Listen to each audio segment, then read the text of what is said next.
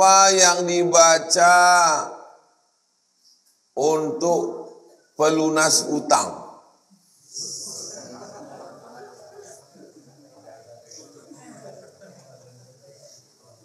Datang sahabat Nabi melengadu, ya Rasulullah, aku dililit utang, kasih aku doa. Nabi kasih doanya ada dalam kitab Musnad Ahmad bin Hanbal 8. Allahumma inni a'udzubika minal hammi wal hazan wal ajzi wal kasal wal jubni wal bukhl wa dala'ad daini wa ghalabatir rijal. Tapi ini bukan mantra.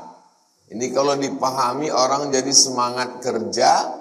Kalau dia kerja dapat duit, duitnya untuk bayar utang. Tengok yang 8. Allahumma inni a'udzubika minal hammi, susah hati, banyak keinginan.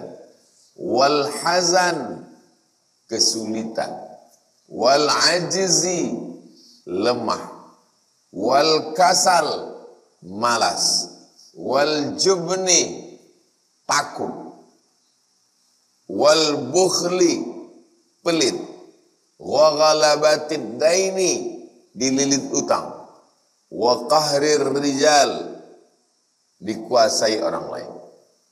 8 penyakit ini selamat, semangat bekerja, dapat duit, bisa bayar utang. Rasional?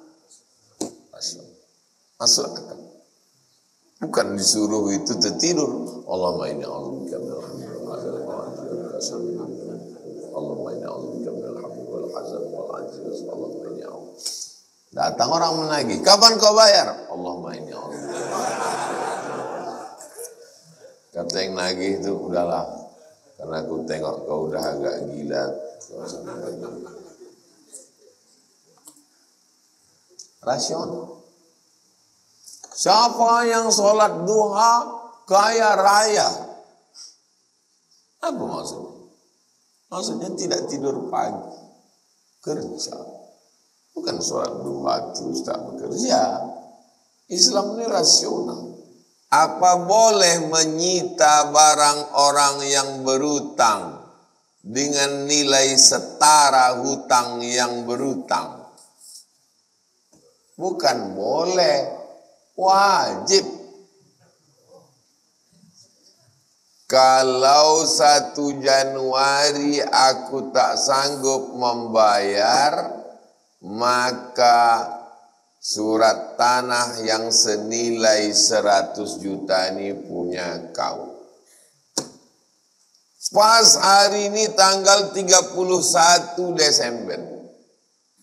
Kapan berubah tanggal 1 Januari? Belum. Jantung saya begini, jantung antum pun begini. Saya takut kehilangan rumah, antum siap-siap dapat tanah dan rumah. Pas jam 11.30 saya telepon. Sudah ku transfer, batal. Jam 12:01, la salam wala kalam, berpindah hak milik punya antum. Tanggal 1 Januari antum pergi ke BPN, berpindah surat nama. Bisa apa tak bisa? Tak bisa, karena tanggal 1 tanggal merah. Nana buka kantor BPN.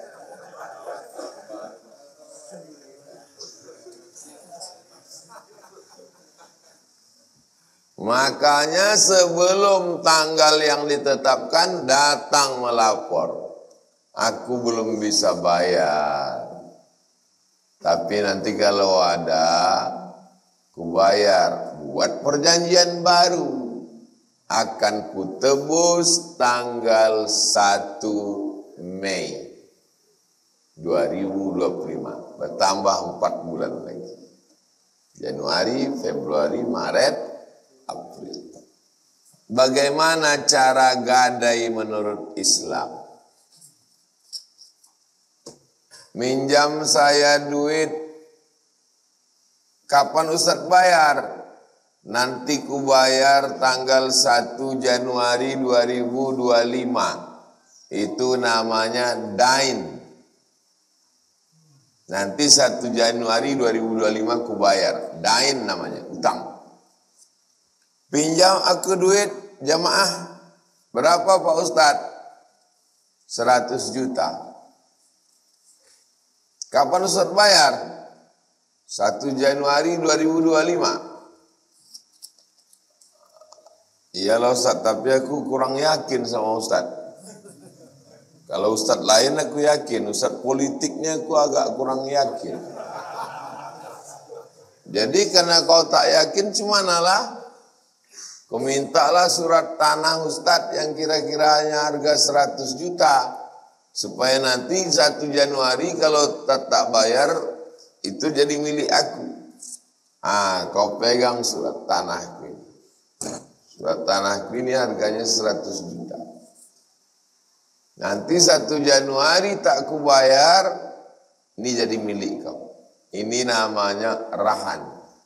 Rahan namanya gadai. Dari bulan Oktober ini ke 1 Januari, ini punya siapa? Punya saya. Lalu kau tanam padi di atas tanah saya. Hasilnya kau ambil riba. Kullu qardin jarra naf'an fahuwa riba. Rupanya di atas tanah tadi ada rumah. Karena surat kau yang megang, lalu kau sewakan rumah, kau ambil duitnya, riba. Dia baru jadi milikmu 1 Januari 2025 kalau aku tak sanggup menebus. Maka doakanlah supaya aku tak sanggup menebus.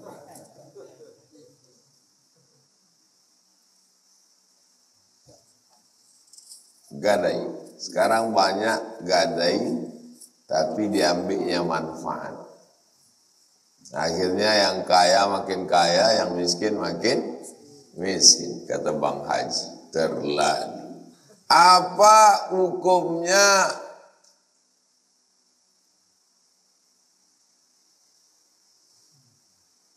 hukumnya kita sholat fardu melihat Al-Quran? Sholat sunat boleh.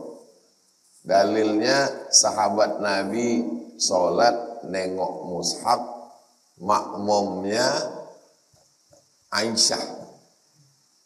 Boleh. Kalau sholat fardu tidak, hanya sholat sunat. Bagaimana nasib anak sebelum baligh meninggal?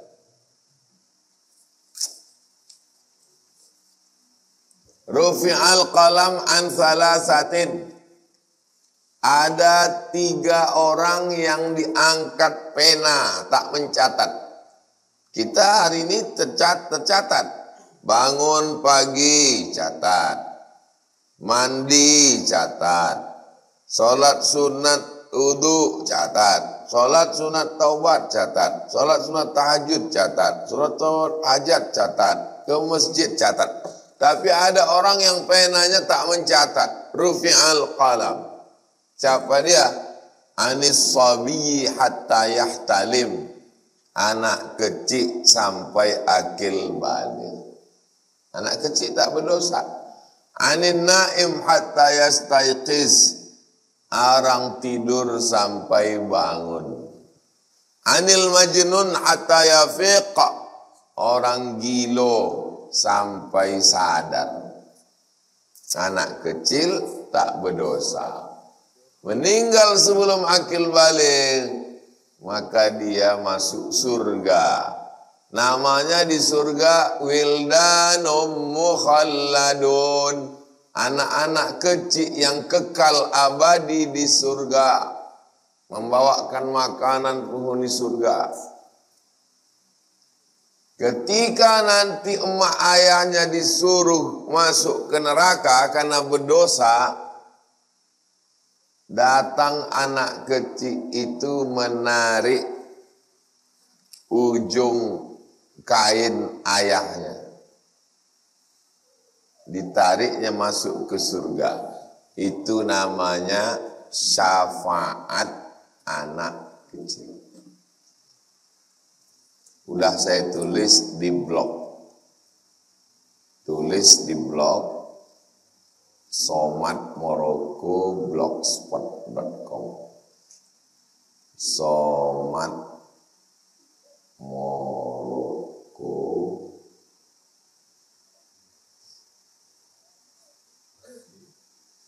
spasi syafaat anak kecil. Saya tulis ini pada tanggal 6 Mei 2012. 12 tahun yang lalu. Catatan tausiah Buya BA. Buya ini ceramah. Kata dia, nggak ada tuh anak-anak kecil bisa ngasih syafaat. Bohong itu. Kalau saya bantah dia di situ, malu dia. Saya tetap menjaga harga diri dia. Pulang dari acara kenduri itu, saya tulis ini, saya share ke tuan rumah. Itu yang diceramahkannya tadi itu salah tuh saya bilang. Tolong kirim ke dia saya bilang. Biar jangan dia salah terus.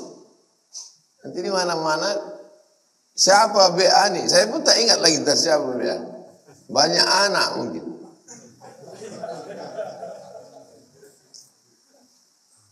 Kata dia, ini ada beberapa yang saya luruskan.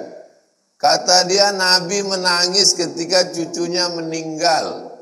Itu tak betul, salah. 2, orang yang mati di tanah suci masuk surga. Tak betul. 3, 6 amal mengalir sesudah mati. Tak betul, salah.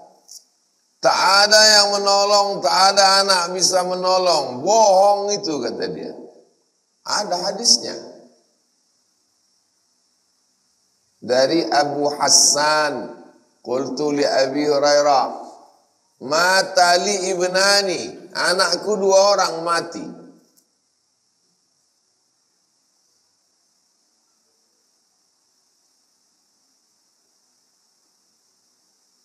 Maka itu menyebabkan engkau masuk surga. Hadis 1, hadis 2, hadis 3, hadis 4, 4 hadis yang mengatakan bahwa orang yang kematian anak kecil udah di-share dulu. 4 hadis. Itu namanya syafaat anak kecil. Kata dia, tak ada itu kirim-kiriman amal. Banyak kali salah Ustaz nih. Jadi menyalah-nyalahkan orang ini memang orang dari dulu. Oh, di komen banyak juga komen orang.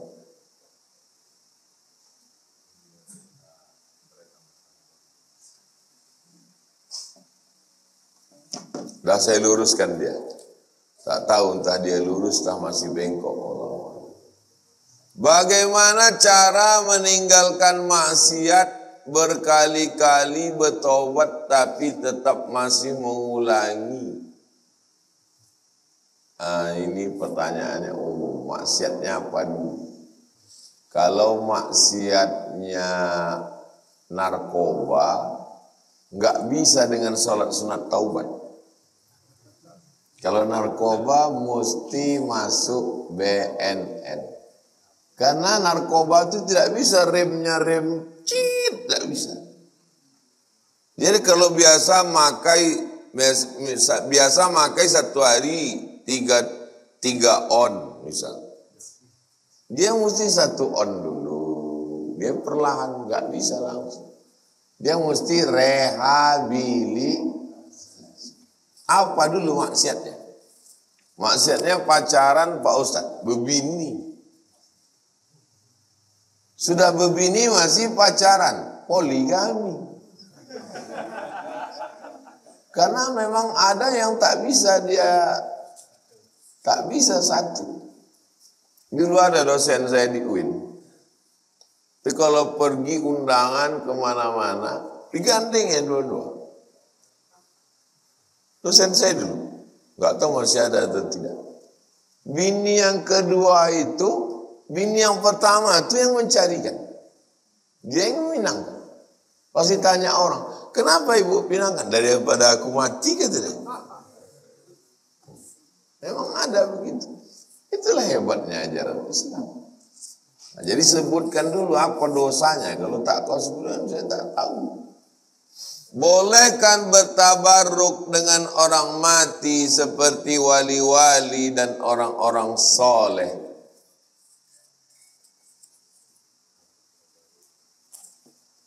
Judul bukunya Ithaful Azkiya. Nama pengarangnya Syekh Abdullah bin Siddiq Al-Ghumari.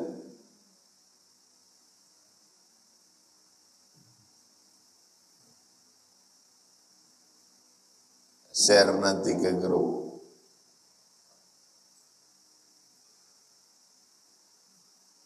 Ini link PDF-nya.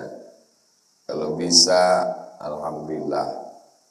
Tak bisa, innalillah.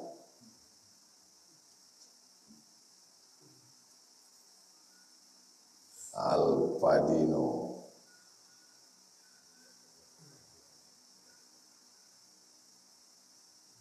Judul kitabnya Ittihaful Azkiya Bijawazit Tawassul Bil Awliya Wal Anbiya. Boleh bertawassul kepada para wali dan orang-orang soleh.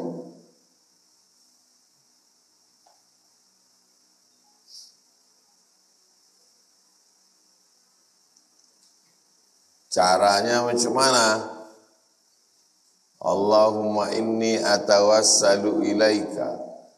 Aku bertawassul kepadamu ya Allah, berkat orang soleh ini kabulkanlah doaku. Bukan minta ke dia, mintanya ke Allah. Namanya tawassul. Tawassul itu gini. Ustadz Somad bisa datang ke kampung saya? Tak bisa, jadwal saya penuh.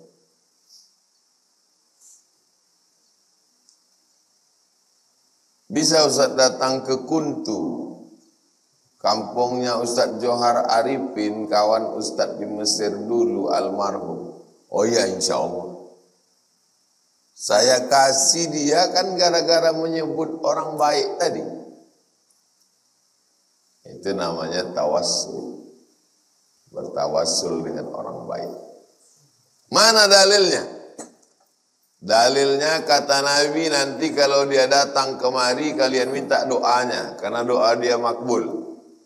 Siapa itu? Wais Al-Qarni.